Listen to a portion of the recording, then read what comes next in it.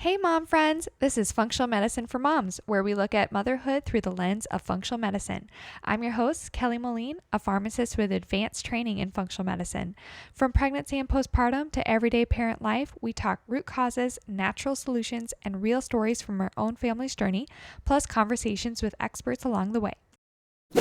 Before we jump back in, this episode is part 2 of my conversation with Dr. Aumatma Simmons on holistic fertility. In part 1, we covered the foundation, how early to start preparing your body for pregnancy, why sleep and stress matter more than you think, and how gut health and inflammation can impact fertility for both women and men. If you haven't listened to that yet, I recommend starting there first. In the second half, we're diving into the practical side, common mistakes couples make when trying to conceive, how to think about ovulation and timing, and why male fertility deserves much more attention than it gets. All right, let's jump back in. So, what are the biggest mistakes couples make when trying to conceive? I know that's a loaded question, but what do you see? I think that it starts with the intention around it. So I think we've talked about it a little bit already, is like not realizing that the guy is an equal contributor, if not like at least 50% contributor. Let's just leave it at that. And he is having significant effects on what's happening with your conception journey. So making sure that he's on board, he's on the same page with you, and he's doing the things that are going to help support his fertility journey as well. So I think that's a big component. I think the other piece is being so hyper focused on hormones that we forget that fertility isn't just the hormones, right? It's not just about the estrogen and progesterone and like the number of times it hasn't happened lately. It's probably because I'm everywhere talking about progesterone is not the solution. But the number of times people used to come in and be like, can you just write me a script for progesterone? And I'm like, no, why? And they're like, but I'm not getting pregnant. And I'm like, and that is not the solution. So really figuring out like what is the root cause if conception is not happening. If you've already been trying and you're like, I need to figure out why I can't get pregnant. The first task is to figure out the why. Like, let's figure out, oh, it's gut issue. Cool. At least now you know that it's a gut issue and you have a focal point. And then you don't need to worry about taking CoQ10 and acetyl-carnitine and ALA because those things do not support your gut at all. So focus on the things that you really need to focus on instead of thinking of fertility as a one problem issue. Fertility is like the surface level of what's actually happening under the surface. If it's hormones, cool, let's look at the hormones and address the hormones. But never assume that it's the hormones when it could be 15 other things. And skip over the fact that you need to address actually all of the underlying things, and that's going to impact what's happening with your hormones or what's happening with your conception journey. So I think I would say those two are probably the biggest things. Get the male fully on board and get to your root causes for both of you. Don't take shortcuts. Don't take a million supplements. Definitely don't go down the path of interventions that are they could work, but they're very expensive and you haven't addressed the underlying stuff that is leading you in there in the first place. So do those things first. And for us, like I told you, I'm kind of like obsessed about this stuff. So I was like, how do I help people figure out the root cause? And that's what I've been working on for the last 3 years is what is the root cause? How do we get there without thousands of dollars worth of testing? And we now have a technology to help figure out the root cause by people just answering a 15-minute like set of questions that is basically my brain in technology that can analyze and be like, this, and this. And we've tested it out with my clients who I've already done lab testing on and have all the proof.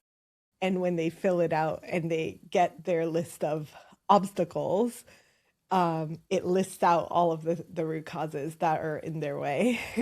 And I'm like, oh my God, this is spot on. Like, I could have saved this person thousands of dollars of testing because I can figure it out in technology. So just like applying all of the cool stuff that we now have available to us to bypass this need for very expensive testing or trial and error or feeling like I don't know where to start. Maybe you should take this supplement. Maybe take this supplement.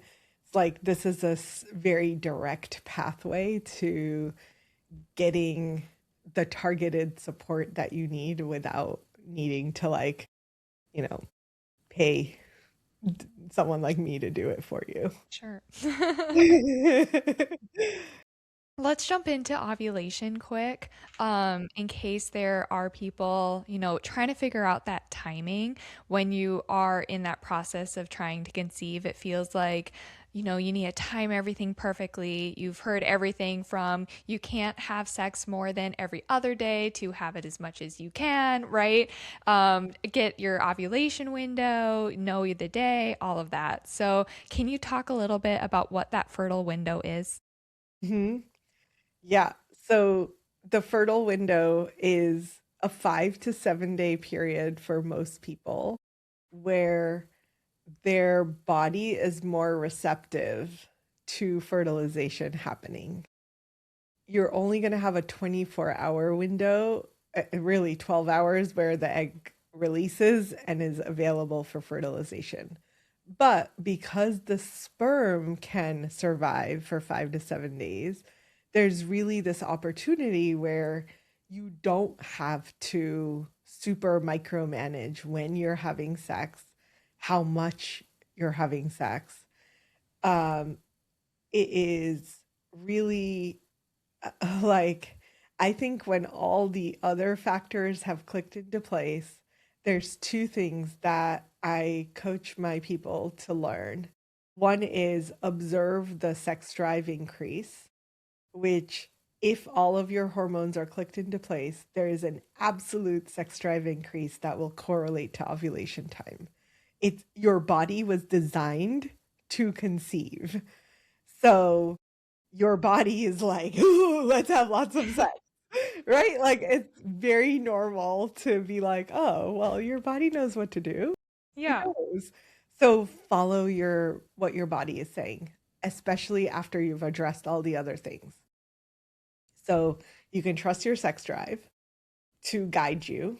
The second piece, which I think is related to sex drive, is what a lot of men don't realize is they are automatically going to have a higher sex drive when their partner has a higher sex drive because she's sending out pheromones that are like, come take me, come impregnate me, right? Like it is very often that men are like, oh, I didn't even realize. Are you serious? So let it be natural. If you feel like having sex every day, go for it. You don't feel like having sex every day? Sure, don't worry about it. Um, so don't worry about the timing, is basically my message there. And then the other sign that we could look for is cervical mucus changes. And it is basically like when you start feeling cervical fluid, it feels more wet. You're like, what's happening there? It is usually the start of cervical mucus, and that cervical mucus changes. So you can observe for the changes if you want to know exactly when ovulation is happening. But I think, again, when the hormones are clicked into place, it correlates almost always. Sex drive increases, you're going to have cervical mucus, you're going to feel juicier. Follow your body. Follow your body.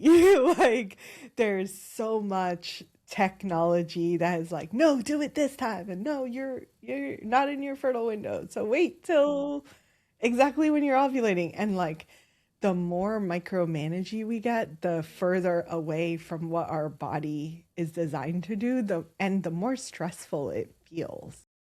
Right? You're like, oh my God, I have to do these LH strips and know exactly when I'm ovulating. Like it doesn't matter. If you've addressed the root stuff, you should see these changes. If you don't see these changes, then I'm going to point you right back to the root causes and be like, go figure out why those changes aren't happening because there's a reason. There's always a reason. And as soon as you click those into place, your body's suddenly like, oh, wow, you look super sexy right now. And I want to take your clothes off. Like, it's just normal. It totally is. And I know like the number of times people come back and are like, I wasn't even ovulating. What is this? How did I get pregnant so quickly? And these are women that have tried for years and they're like, what? Like how did this happen so fast? And it's always like, well, your body knew when it needed to have sex and you guys had sex because you're following your body. Like, it's that simple. Amazing. So ovulation kits aren't the end all be all by any means. No, save your money, spend it somewhere else. Exactly. They are, I will say they're helpful for certain things. So we use a lot of Mira testing in our practice, and the reason for that is it's actually tracking hormones. So it's not just about the LH. For me, it's I want to see if that estrogen is surging the way that it should, which is what triggers the LH. And then I want to know if the progesterone is rising adequately in the ovulatory and post ovulation phase to confirm that her body is in the right rhythm. But it's more of a confirmation of the hormones in the full cycle rather than it is that you're ovulating. Like I can tell that from a million other things. I don't need Mira to prove it to me. I more want to see the other hormones. Are they in sync? Or is there too much estrogen in the luteal phase? Is there not enough progesterone in the luteal phase? All of those things are going to help inform how I create my process and protocol for this person. But once they're in the trying to conceive phase, take it all away. Which is the opposite of what everyone is doing, right? They're like, Yeah. "Well, I'll do this when I start trying to conceive." It's like, "No, I want the data and information so that we can fine-tune your plan, but we do not need it once you start trying." At that point, I completely know that your hormones are synced up. Your hormones match what you're telling me about your symptoms, and they match your cervical mucus and they match your BBTs. Everything is synced. At this point, you don't need to do everything. I want you to take the pressure off so that you can listen to your body. Yeah. So do you think that women should be checking to make sure to confirm ovulation, or that's not really necessary? Um, if you have a question, like if you're not totally sure if you're ovulating, then sure. If it stresses you out to not know whether or not you ovulated when you expected to, sure, do the testing. But is it necessary to know when to have sex? I don't think so. I don't think you should be using it to inform your sex life.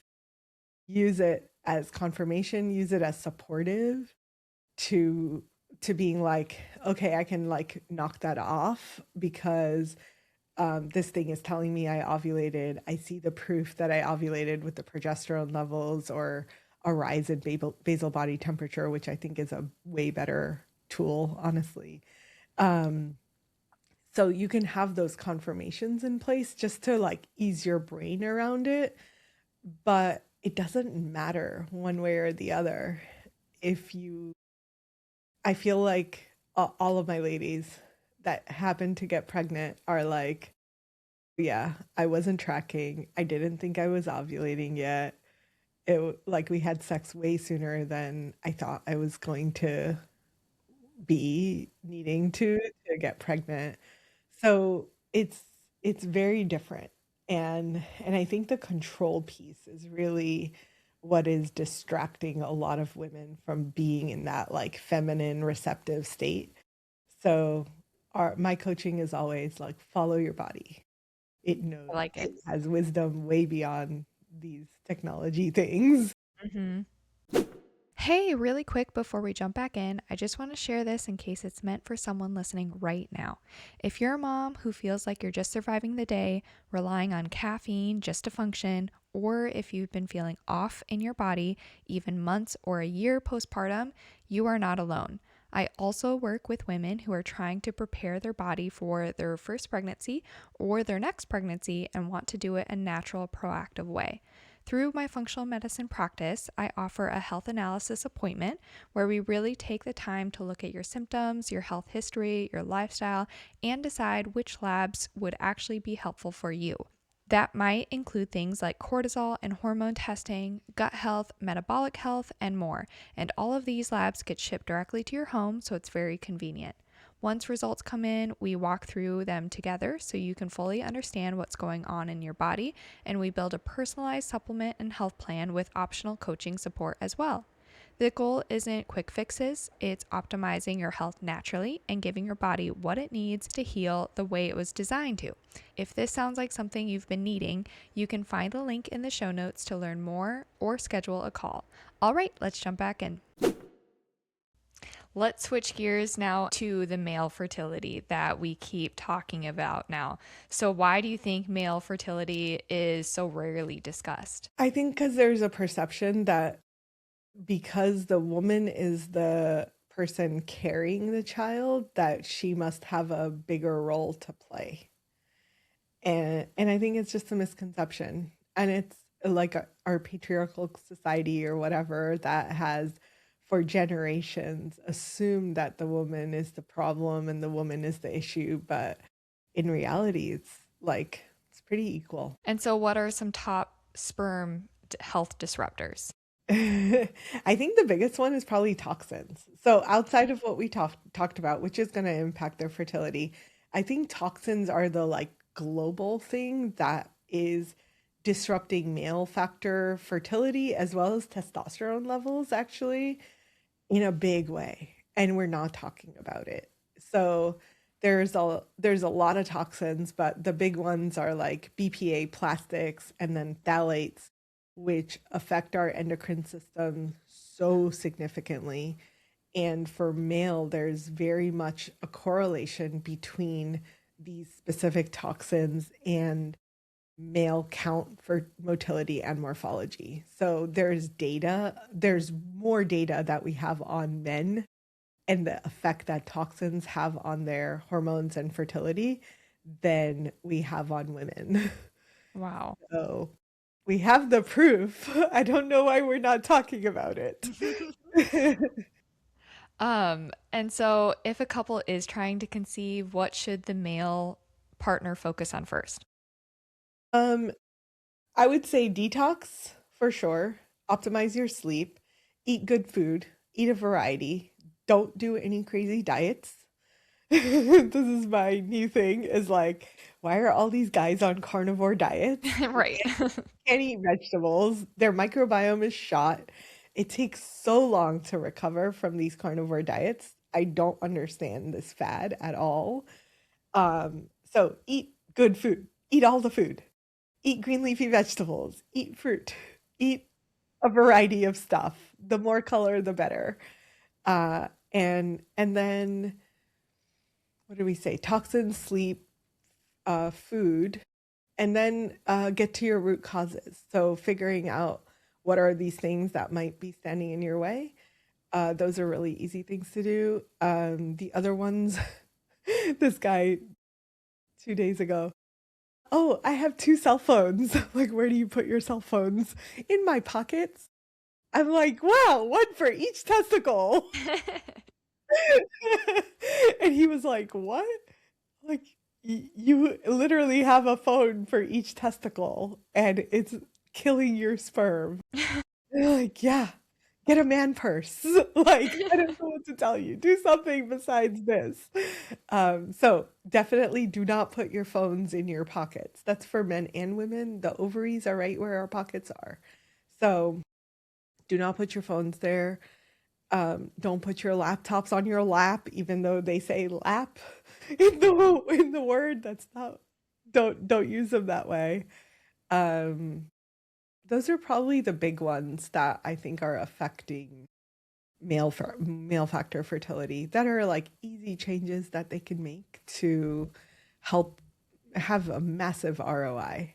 And then of course, I always forget because I don't drink anymore, but alcohol, cigarettes, marijuana, like there's so much research on all of these and how they negatively affect male factor fertility for sure, and then female factor fertility has a lot more to do with nicotine. There's 7,000 studies on how nicotine affects egg quality. So if you're a smoker, definitely please stop smoking. Do what you got to do, get into a program, do whatever you need to do to get rid of that addiction as quickly as you can, because it at least from what I've seen, it could take like 3 to 5 years to bring fertility back online after you've been exposed to these chemicals. And that's a really long period of time. So for I've had a few like 43-year-olds that are like, "Hey, can you help me with my fertility?" And I'm like, "You smoke cigarettes. You smoked cigarettes since you were 18. This is going to take a very long time to undo." And then one of my friends was telling me Zyn. Do you know what this Yep. is? I Yep. didn't know what this was. He's like, "Oh yeah, zinning. It's all the fad right now." And I'm like, "What is that? And who's doing this?" He's like, "All of my buddies, like Yeah. literally all of them." And I'm like, the things that we're being exposed to, and like we weren't asking the question specifically, so now I know to ask. Do you Right. zin? It's a separate Right. question, apparently. Yeah, because I think now we know, okay, smoking cigarettes is bad. And then we have like vaping, Zyn, right? Like all of these things that are now taking place Yeah. instead that people really aren't talking about. Yeah. And they're all the same. Like it doesn't matter how it's getting into your body, nicotine is still going into your body. Hmm. So, still having the same effect. I don't care how it got there. Right. And then, so with the sperm too, how long does it take realistically to improve that sperm quality? It depends on how bad it is. So, if, for example, if sperm morphology optimal for in our book is like 12%, which I've never seen in my life. I I've seen up to like 9 or 10%. Actually, no, I take it back. I had one guy that was at 14%, and I was like, "Oh my God, like what have you been doing? Let's make everybody follow your plan." That is not common. So between 5 all the way up to 10%, it could take like 3 months, which is not a huge amount of time. If he's doing all the stuff we tell him, about 3 months. And then when it goes below 4%, which is conventionally what doctors are like, if you're better than 4%, you're good. So if you're at 4-ish%, it could take like 4 or 5 months. And then by the time you're at 2%, it might take a year or more. So it really depends. Yeah. Okay. Do you have time for like testing and practical starting points? I know we're at the hour mark. I have a class that I'm supposed to teach. Okay. So, Like now? yeah, Okay. Then let's stop there. Okay. And so let's just go into where can they find you? amazing. So, the first place is Instagram at Holistic Fertility Doctor, and uh, the podcast is a great place to connect. It's called Egg Meet Sperm. And then for those of you that are like, I want to figure out my root causes, that app is called Madre Fertility. So you can go to madrefertility.com, take the assessment. It's free. It's going to give you your obstacles. And then you can choose if you want to like follow the pathways and whatnot. Amazing. Thank you so much. Oh, one last thing. Do you have a quick advice for functional medicine for mom listeners? Advice for fertility or just Anything. general?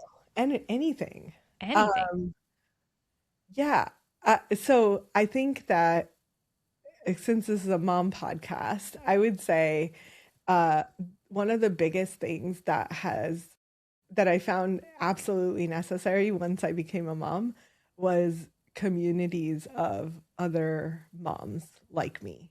So finding a community, finding like people that you can commune with on a regular basis, ideally in person, not a necessity, but the in person piece feels special to me.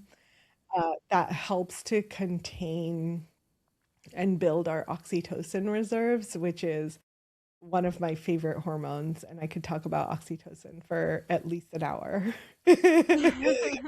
But one of the best ways to like build it is within community and within circles of women specifically. So, Amazing. yeah. Thank you so much for joining me today, Dr. Aumatma.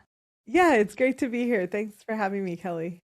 Thanks so much for listening to my podcast, Functional Medicine for Moms. If you enjoyed today's episode, make sure to subscribe so you never miss one, leave a quick 5-star review, and share it with your mom friends who love it too. I'm Kelly with a background as a pharmacist and training in functional medicine. I help women move past fatigue, brain fog, gut issues, and hormone struggles so they can thrive in everyday life or prepare for a healthy pregnancy. Through lab testing, personalized supplements, and functional medicine coaching, I help you feel better, faster, naturally. Want to connect more? Head over to molinmethod.com or come hang out with me on Instagram and YouTube at Functional Medicine for Moms. On my site, you can order professional grade supplements at my discount or book a free discovery call if you'd like to see how we can work together on your health. This podcast is for educational purposes only and not medical advice. Always talk to your provider before making changes to your health plan. And remember, healthy moms raise healthy families. Catch you next time. New episodes released every Wednesday.